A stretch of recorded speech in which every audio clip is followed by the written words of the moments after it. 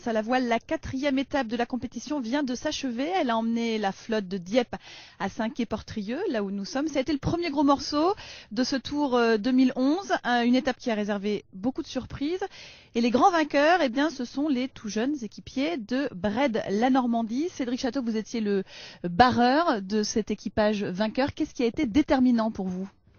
Bien, en premier, les conditions météo, puisqu'elles nous ont permis de revenir après un raz Blanchard pas très bien négocié.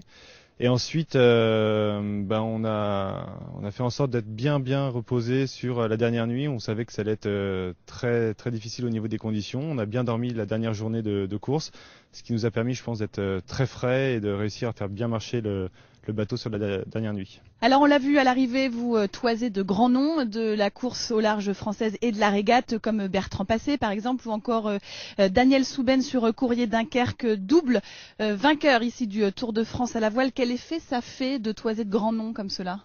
On est très content de naviguer avec ces gens-là qui ont un très gros niveau national et international.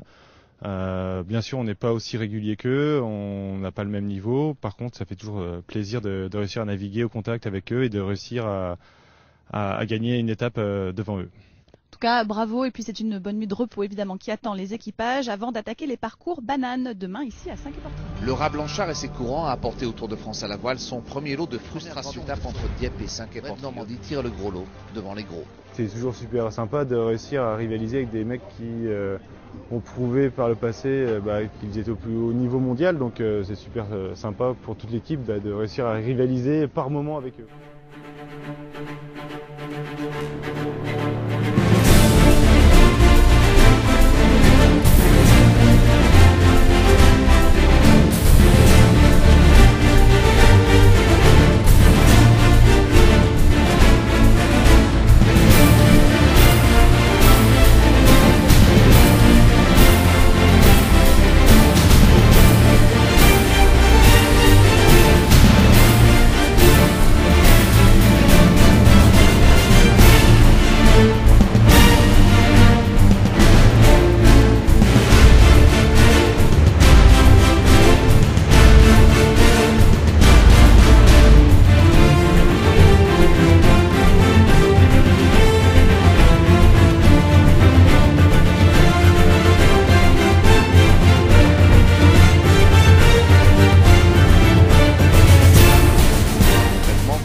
La ligne, l'autre n'est pas très loin derrière et vice versa. Les régatiers sont des espoirs de la voile, pas forcément aguerris aux joutes du Tour, mais souvent ils sont devant les grosses écuries comme ce mercredi où Bred finit 1. On est à peu près dans les mêmes niveaux de jeu sur les manches. On va essayer de l'élever un tout petit peu pour grappiller les 10 Bonjour à points tous, une nouvelle journée sur le Tour de France à la voile aujourd'hui. Nous sommes toujours à Port-Camargue où les équipages ont enfin régaté. Au programme aujourd'hui, 2 manches et j'ai le plaisir d'être avec Cédric Chateau, le barreur de Bred la Normandie. Cédric, vous avez réalisé une très belle opération aujourd'hui en remportant la première manche du jour. De la remporter. On a été un petit peu moins bon sur la deuxième, on doit faire 7e et puis on a en tout cas prouvé qu'on pouvait aller vite au portant et ça c'est super rassurant par rapport à l'étape qui va se dérouler dans quelques heures. Une étape où on sera vent-arrière et où on espère on pourra exploiter notre potentiel de vitesse. C'était des conditions quand même assez difficiles sur l'eau aujourd'hui, il fallait bien lire le plan d'eau. On est très content d'avoir su être en place techniquement avec une équipe assez nouvelle. On navigue depuis Gruissant seulement ensemble, ça fait 4 jours. On a réussi à progresser sur les manches de Gruissant, on n'était pas forcément à l'aise et on est de plus en plus confiant techniquement avec la vitesse et on espère que ça va porter ses fruits sur la fin du tour. Alors vous êtes en concurrence directe avec Safran pour la tête du classement amateur. C'est ça l'objectif, c'est vraiment de remporter ce classement, on l'imagine. Vous allez vous surveiller sur cette dernière ligne droite? On va surtout essayer de prendre les manches les unes après les autres. Il y a beaucoup de bateaux. C'est clair que tous les soirs on regarde le classement si on a réussi à grappiller des points sur Safran ou pas. Mais après c'est trop compliqué sur l'eau d'aller regarder ce que les autres font. On essaie de se concentrer déjà sur nous. On fait suffisamment de bêtises comme ça pour regarder les éventuelles bêtises de Safran.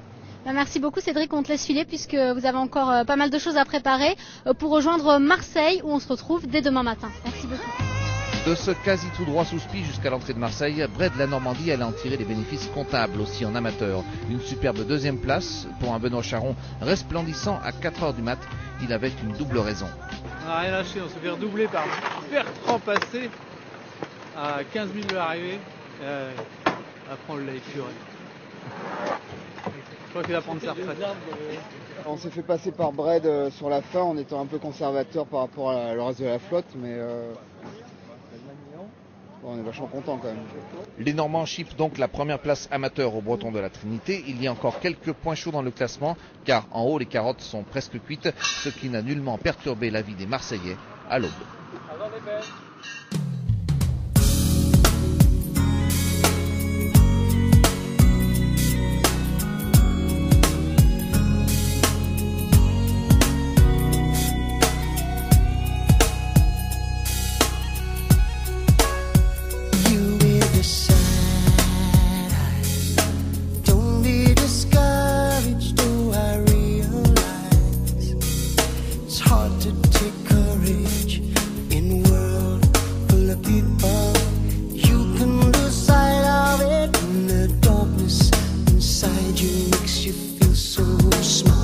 But I see your true colors shining through. I see your true colors. J'irai revoir ma Normandie quand le soleil revient plus doux. J'irai revoir ma Normandie, c'est le pays qui m'a donné le jour.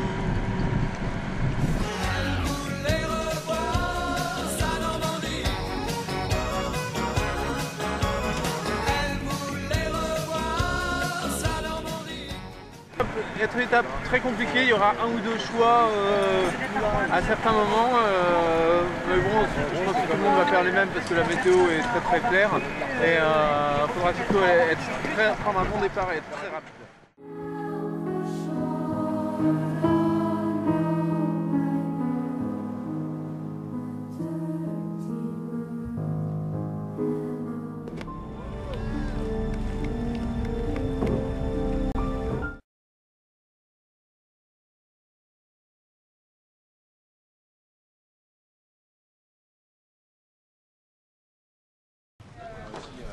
À la fin, j'ai cru que vous alliez vous faire baiser.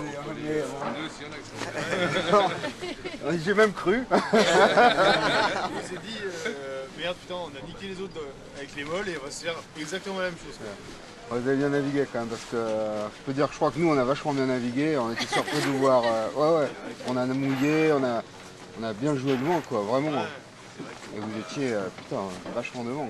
On va vous payer une bière je pense.